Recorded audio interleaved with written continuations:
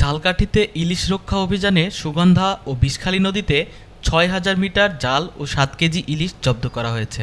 গত ২৪ ঘন্টায় ৮টি অভিযান চালিয়ে ৬,০০০ মিটার জাল ও ৭ কেজি ইলিশ জব্দ করেছে মৎস্য বিভাগ। জব্দকৃত জাল নদী তীরে জনসম্মুখে পুড়িয়ে বিনষ্ট করে ইলিশ স্থানীয় এতিমখানায় বিতরণ করা হয়।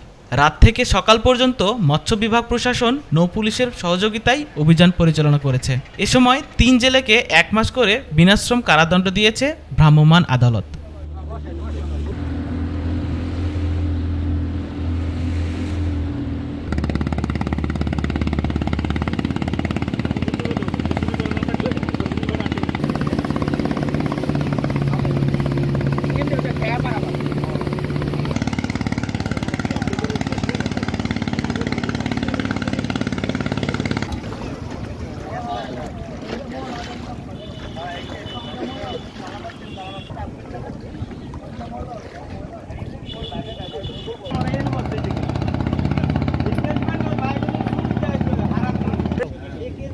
হ্যাঁ ঠিক আছে।